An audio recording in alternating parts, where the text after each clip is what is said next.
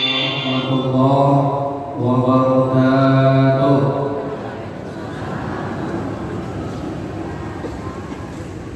Alhamdulillah, alhamdulillahilladzi an'amana bi ni'matil iman wal Islam.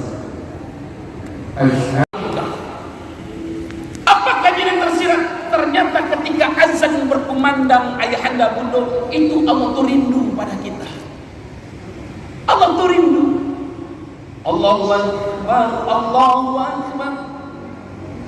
Allah tunjukkan kerinduannya. Hai fulan bin fulan, kata Allah, aku rindu pada kalian. Datanglah ke rumahku, kata Allah. Ke rumahku maksudnya masjid. Datanglah ke sini. Aku rindu pada kalian. Aku rindu kau datangi. Datanglah ke rumahku, kata Allah. Setelah kau datang ke rumahku, sujudlah kepadaku. Setelah kau sujud, mintalah kepadaku, kata Allah. Apa yang kau minta akan kuperkenankan. Bayangkan, begitu rindunya Allah pada kita, ayah bunda. Bayangkan, yang memberi kesehatan Allah, yang memberi rezeki Allah, yang memberi kedudukan Allah, maka Allah rindu pada kita, diundangnya kita.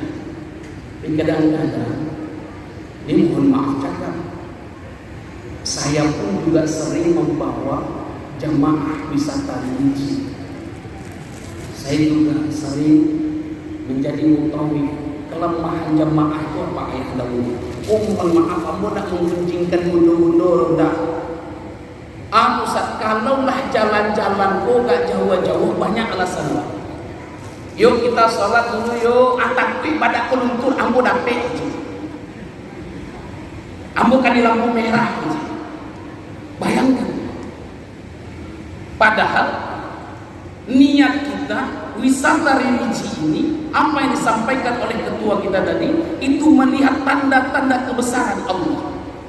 Allah bentangkan bumi ini yang begitu luas supaya kita melihat inilah tanda-tanda kebesaran Allah Subhanahu wa ta'ala. Tapi di balik itu semua ada oknum-oknum yang kecil-kecil menodainya.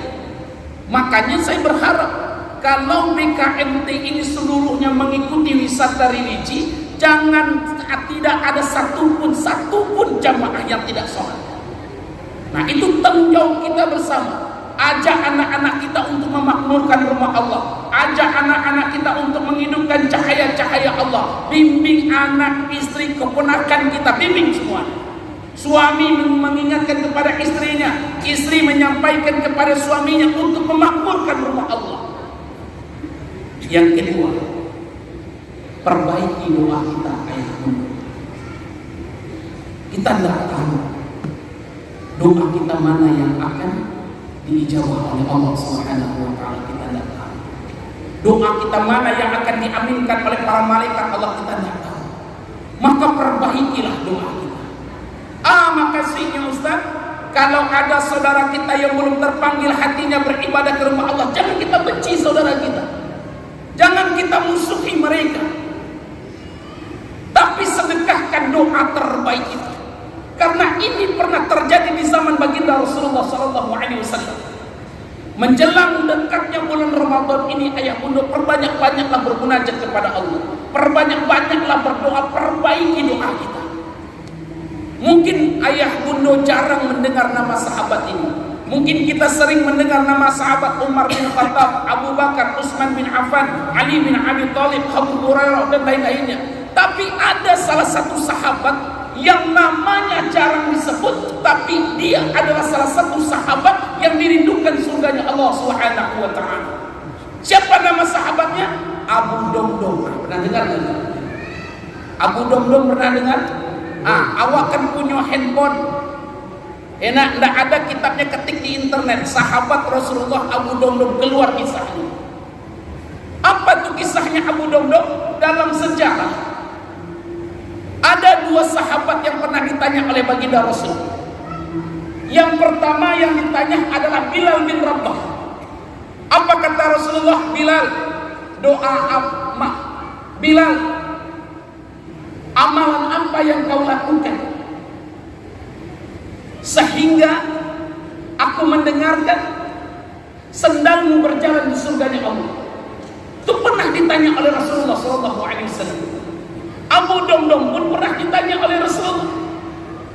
Sebelum Abu Domdom ini ditanya oleh Rasulullah, apa salah satu kisahnya? Abu Domdom ini orang miskin, ayah bunda. Orang miskin, kulitnya hitam, badannya kurus ketek. Orangnya sering dihina. Di zaman Rasulullah hidup namanya orang munafik, namanya Abdullah bin Ubay. Ubay orang munafik hidup di zaman Rasulullah. Setiap masuk Abu Domdom dihinanya Abu Domdom. Hei orang miskin, kenapa kau lewat depan rumahku? Dihina terus. Abu Domdom ini oleh orang munafik yang bernama Abdullah bin Ubay. Ada namanya orang munafik yang tinggal di pinggiran pasar Madinah, namanya Abu Amir. Setiap dia melihat Abu Domdom dihina Abu Domdom. Hei Abu Domdom, kenapa kau datang ke pasar? Kau ingin mencuri? Dihinanya terus. Tapi ada suatu ketika Rasulullah ketemu dengan Abu Domdom, menetes air mata baginda Rasulullah SAW. Lalu ketika itu apa kata Abu Domdom? Ya Rasulullah, tak perlu kau menangis untuk diriku ya Rasulullah. Tak perlu kau bersedih untuk melihat diriku ya Rasulullah. Aku ini biasa orang yang dihina oleh mereka. Tak perlu kau bersedih kepadaku ya Rasulullah. Tapi apa kata Rasulullah? Abu Domdom, bolehkah aku bertanya, kata Rasulullah, amalan apa yang kau perbuat? Amalan apa yang kau peroleh sehingga aku bermimpi para malaikat mendoakan masuk ke surga Allah? Lalu apa jawaban Abu Domdom? Ya Rasulullah, setiap kali mereka menghinaku ya Rasulullah, setiap kali mereka mengejekku ya Rasulullah, aku berdoa kepada Allah, ya Allah ampuni dosa. Ternyata apa? Doa itu bagian dari sedekah. Apa maksudnya Ustaz? Kalau ada saudara kita belum sholat, jangan kita benci saudara kita. Doakan mereka, sedekahkan doa terbaik kita. Ini mohon maaf cakap bapak-bapak, ibu-ibu sekalian, ayah bunda. Saya masuk ke Sumatera Barat ini, saya orang Sumatera Barat. Saya masuk ke Sumatera Barat ini 2017 sampai sekarang. Ketika saya masuk ke Sumatera Barat ini, maaf cakap, mudah-mudahan tidak terjadi ini di tempat kita. Saya ke Tanah Datar itu juga sekali dalam setahun 2 kali mengisi kajian namanya di Masjid Ihsan Batu Sangkar di pasar. Ini sering saya sampaikan, kalaulah ada pergantian pengurus masjid, pengurus musola, pengurus surau, ada pergantian pengurus masjid, nan baru jangan kamu tak sesuai ke masjid ini. Jangan sesuai ke masjid ini. Udah nak solat ke masjid dah. Dia nak ke solat ke masjid itu dah. Baru ada dulu ada mati baru solat. Ya Allah ya Rahman, jangan pernah kita benci saudara kita. Kalaupun dia tak solat, doakan yang terbaik.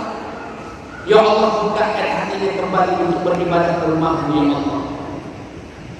Lalu jangan pernah kita pasang wajah kita yang nampak mereka kita tersenyum. Karena senyum awak itu beko, nan mumpunya dan mumpunya itu berubah jadi senyum. Ustaz tidak bisa senyum, Ustaz mengeriki ramai itu dia tidak patah gigi. Dan oleh karena itu ayah bunda yang dimuliakan oleh Allah, maka menjelang datangnya tamu yang agung, yaitu bulan Ramadan, perbaiki doa. Maka ada salah satu doa yang saya tuliskan ayah bunda. Ini sering saya mendengar. Kalaulah ada orang yang meninggal, kita tampak nih ini adalah orang yang meninggal. Saya sering mendengarkan doa seperti ini. Ya Allah, wafatkan dia dalam keadaan husnul khatimah. Benar tak doa? Benar tak doa? Kita berdoa, ya Allah, wafatkan dia husnul khatimah. Dia meninggal di depan kita. Kita berdoa, ya Allah, wafatkan dia husnul khatimah. Ya Allah, husnul khatimahkan dia, ya Allah. Benar tak doa itu? Doa itu tak benar. Doa itu tak benar. Doa itu tidak pada tempatnya. Lalu apa doa yang benar Ustaz? Perhatikan. Doa husnul khatimah itu untuk orang hidup, bukan untuk orang mati. Husnul khatimah itu untuk orang hidup, bukan untuk orang meninggal. Contoh kita yang masih hidup, kita berdoa kepada Allah, ya Allah, wafatkan hamba dalam keadaan husnul Itu benar dulu. Tapi kalau sudah ada orang yang meninggal tanpa nyawa, maka gunakan doa, ya Allah rahmati dia ya Allah, lapangkan kuburnya ya Allah, terima taubatnya ya Allah, jadikan dia termasuk umatnya Nabi Muhammad sallallahu alaihi wasallam. Itu doa. Coba lihat ketika kita melaksanakan sholat jenazah takmir dia, Allahumma ighfir lahu warhamhu wa'fihi wa'fu anhu, ya Allah rahmati dia, ampuni dia ya Allah. Jadi Ustaz, kalau orang tuamu masih hidup, lalu aku berdoa untuk orang tuamu, ya Allah wafatkan orang tua saya dalam keadaan husnul khatimah, boleh tak Ustaz? Boleh. Bukan berarti Allah menunggu orang tua mati. Contohnya Ustaz, ketika awak mencari orang tua aku sudah lebih 2 tahun dia sakit. Sakitnya ini seperti menderita jasmaninya, maka kita berdoa kepada Allah, ya Allah, ketika hamba melihat orang tua hamba ya Allah dalam keadaan sakit seperti ini, hamba tak kuat ya Allah. Kalaupun kau panggil orang tua hamba ya Allah, wafatkan dia dalam keadaan husnul khatimah. Perbaiki doa kita, ayah. Kita kan tak tahu doa kita mana yang akan dijawab oleh Allah. Kita tak tahu doa kita mana yang akan didengarkan Allah. Kita tak tahu doa kita mana yang akan diaminkan oleh para malaikatnya Allah. Perbaiki doa kita. Maka yang terakhir yang saya sampaikan ayahanda bunda yang dimuliakan oleh Allah, ini yang paling banyak terjadi di kalangan masyarakat. Apa dosa? Mereka yang tidak menjalin hubungan ukhuwah Islamnya. Perbaiki hubungan tali silaturahim kita. Ini mohon maaf cakap. Kadang-kadang barang kakak saraya sama dia nak bersakuan. Itu adik kandungnya, itu kakak kandungnya saraya sama dia nak bersakuan. Joni ni mama nak bersakuan. Kadang-kadang masalah jalan, kadang-kadang masalah tanah sedikit saja. Permusuhan yang begitu luar biasa. Ustaz, tanah amat dan jual Ustaz. Nak kena sapu je Ustaz. Sampai mati nak kena sapu je Ustaz. Sampai putih tulang dia nak kena sapu je Ustaz. Sampai taku buah dia nak kena sapu je Ustaz. Walaupun dia Ustaz, walaupun dia ulama, walaupun dia penghafal Al-Quran, walaupun dia rajin berangkat umrah setiap bulan, walaupun setiap tahun dia naik haji, tapi kalau dia putuskan hubungan tali silaturahim, apa kata baginda Rasulullah sallallahu alaihi wasallam? La yadkhulul jannah. Tidak masuk surga orang-orang yang memutuskan hubungan tali silaturahim. Walaupun dia ustaz, walaupun dia ulama, walaupun dia penghafal Al-Quran, tapi kalau dia putuskan hubungan tali silaturahim, la yadkhulul jannah. Tak masuk surga bawa ayah dulu. Ain yang banyak saja. Ya Allah ya Rahman. Solat lain tapi tak bersampun berhadiah kakak. Solat lain jomin tua nak bersapuan. Solat lain curang tua kanduang nak bersapuan. Dia putuskan hubungan tali silaturahim, maka apa kata baginda Rasulullah? La yadkhulul jannah, tak masuk surga. Maka perbaiki hubungan tali silaturahim kita ayah dulu. Perbaikilah. Jangan ibadah kita sia-sia. Kenapa? Karena mencium baunya surga. Itu 70 tahun perjalanan. Tercium wanginya bau surga, tercium itu wanginya.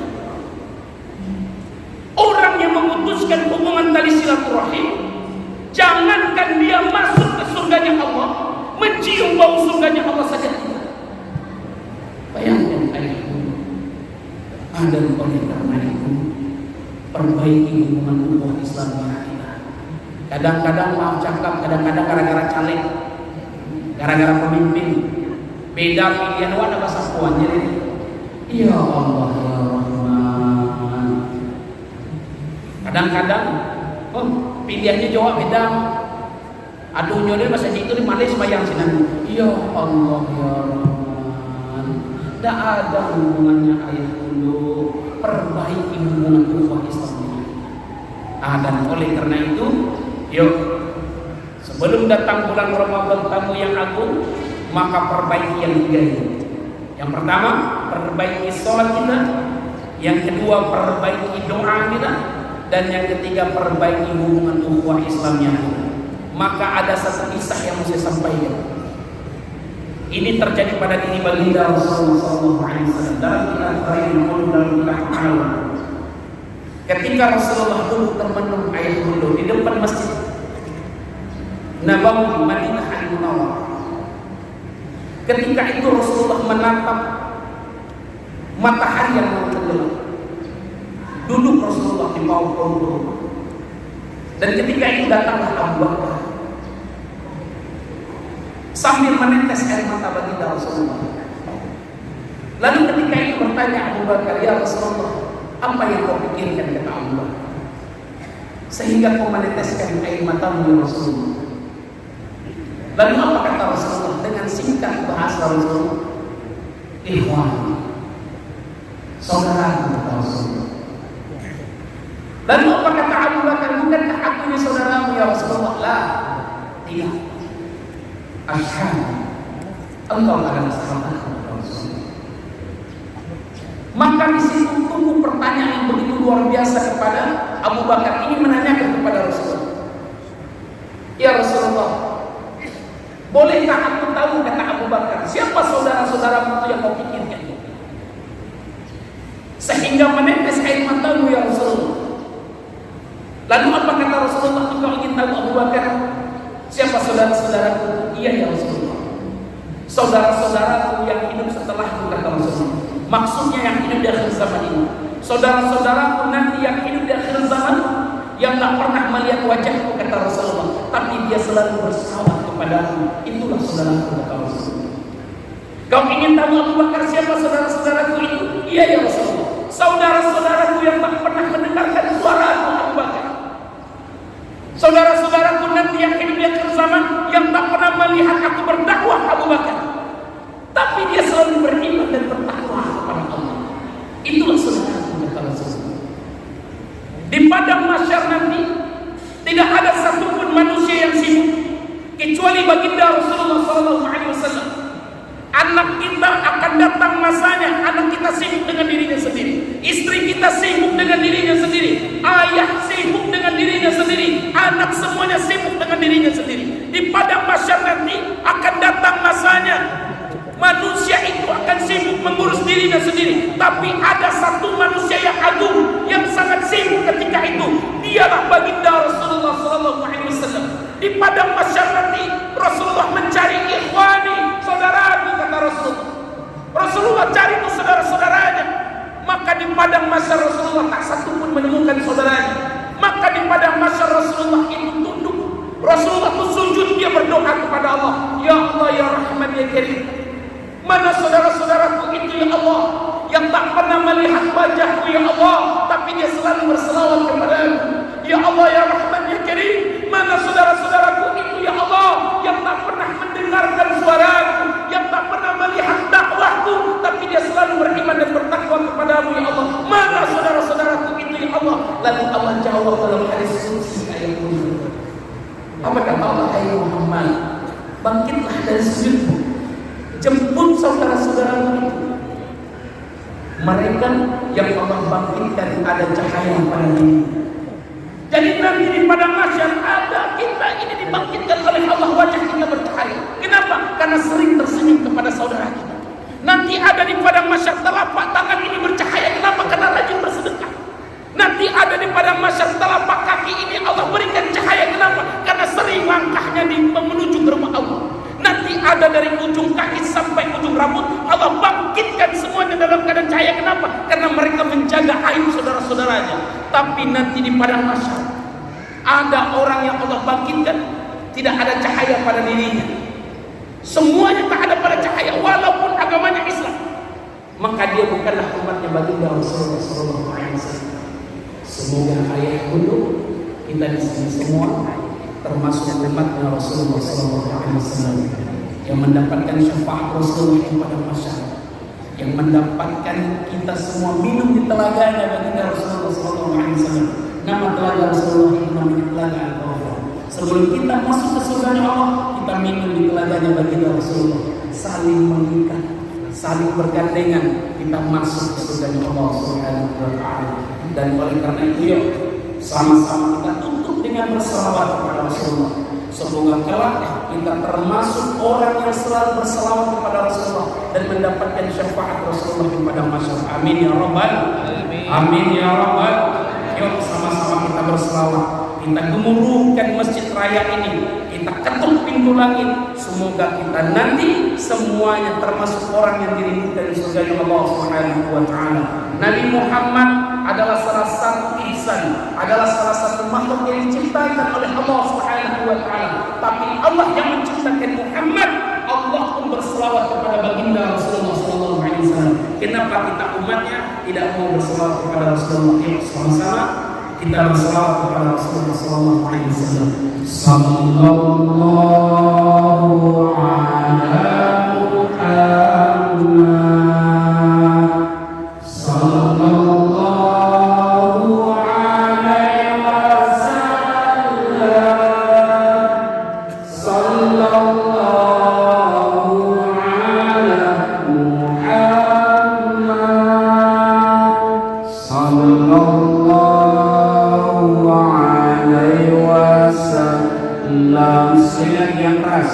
Sallallahu